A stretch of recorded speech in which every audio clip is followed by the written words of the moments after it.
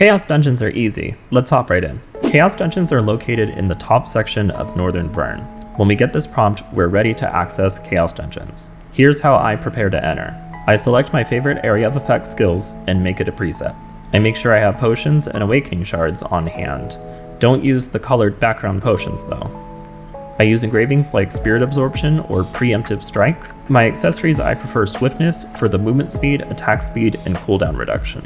Here's the Chaos Dungeon menu. Aura of Resonance. We use 50 every time we enter.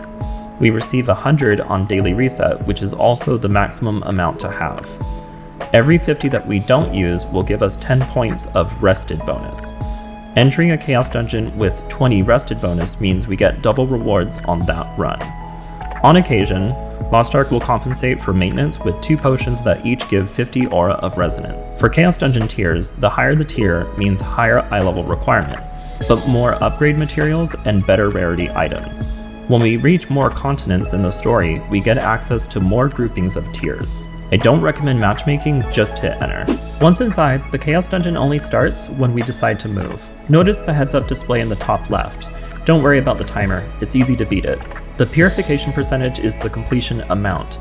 As we defeat mobs, this will fill up to 100%. At 100%, the Chaos Dungeon is completed and mobs will stop appearing. Stage 1 is a small round arena. Gather mobs together and defeat them. Around 16%, we get the portal to the next stage. Enter it immediately. There are multiple maps to stage 2. The goal is to run across the stage to round up elite mobs. If they're too far away, they stay idle. Use the floating blue orbs for a brief movement speed buff. Gather all the elite mobs together and wipe them out. Rinse repeat. Elite mobs will drop a buff that gives attack speed, movement speed, and cooldown reduction. Once the boss for this stage appears, use your awakening skill. There are 3 different portals that can spawn. A purple portal, which will lead us to a boss fight.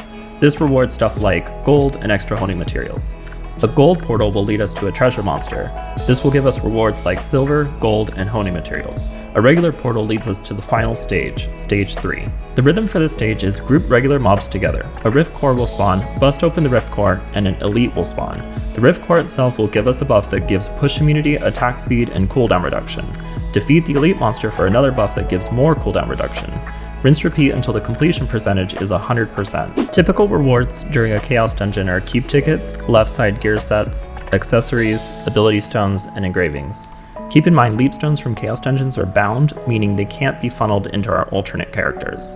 Entering a Chaos Dungeon without Aura of Resonance will only reward perception shards and disorder crystals.